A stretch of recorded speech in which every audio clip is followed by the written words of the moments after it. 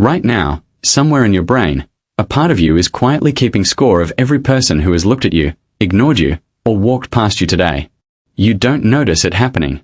But your brain is built to track it anyway. Here's the strange part.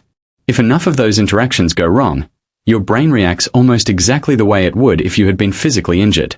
Not emotionally hurt. Injured. Loneliness doesn't just feel bad. It registers in your nervous system like pain. And that raises an uncomfortable question. Why would evolution wire you to suffer just from being alone? Most people assume the answer is simple. Humans are social because it's nice to have friends. Company feels good. Solitude feels boring. End of story. But that explanation falls apart the moment you look closer. Comfort doesn't explain why isolation can shorten your lifespan. Comfort doesn't explain why solitary confinement is considered one of the harshest punishments a human can endure. Something deeper is going on. Something your ancestors couldn't survive without. Go back 200,000 years. A single human alone on the savanna was not an adventurer. He was a meal. No claws sharp enough to fight a predator. No speed to outrun one. No thick hide to absorb an attack. By every physical measure, a lone human was one of the most defenseless animals on the plains. So how did your ancestors survive at all? The answer is the group. Not strength. Not speed. Numbers, cooperation, and shared vigilance. A group of humans could watch every direction at once. A group could carry an injured member instead of abandoning him.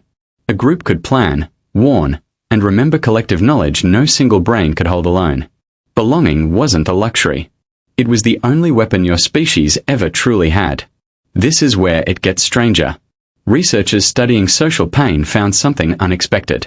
In a 2003 study led by psychologist Naomi Eisenberger, people experiencing social rejection showed activity in the same brain region activated by physical pain, the dorsal anterior cingulate cortex. Being excluded from a simple computer game lit up the same alarm system as a burn or a cut. Your brain never evolved a separate system for emotional pain. It repurposed the one built for physical survival, because to your ancestors, exclusion from the group was just as dangerous as a wound. Think about what that means. The ache you feel after being ignored, left out, or rejected isn't a metaphor. It's an ancient alarm bell, screaming the same warning it always has. You are vulnerable. You are exposed. Get back to the group. And the wiring goes even deeper than emotion. Anthropologist Robin Dunbar proposed that the human brain expanded in size largely to handle the complexity of social relationships, not tool use, not hunting strategy alone. Tracking who owes who a favor, who can be trusted, who broke an agreement last season. That mental bookkeeping may be one of the reasons your brain ballooned compared to other primates. Socializing wasn't a side effect of intelligence. It may have been a driving cause of it. Here's the twist most people never expect. Isolation doesn't just feel painful. It actively damages the body. Research from Julianne Holt-Lunstad and colleagues found that chronic loneliness carries a mortality risk comparable to smoking 15 cigarettes a day. Chronic isolation raises inflammation, weakens immune response, and increases the risk of heart disease. Your body still behaves as if being alone equals being unsafe. Even in a modern world full of locks, alarms, and emergency services, the ancient nervous system underneath you has not received the memo. To it, alone still means exposed. This explains a pattern you've probably felt without realizing why. A crowded room can feel lonelier than an empty one, if you sense no real connection inside it. Surface-level contact doesn't satisfy the ancient need. Your brain isn't just counting people nearby. It's measuring whether you belong to them. Quantity was never the requirement. Belonging was. And this might be the real reason modern loneliness feels so disorienting.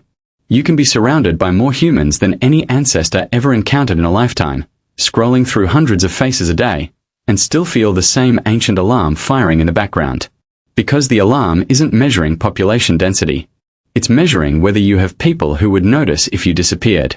So the next time that quiet ache shows up after a long day of feeling unseen, understand what it actually is. Not weakness. Not oversensitivity.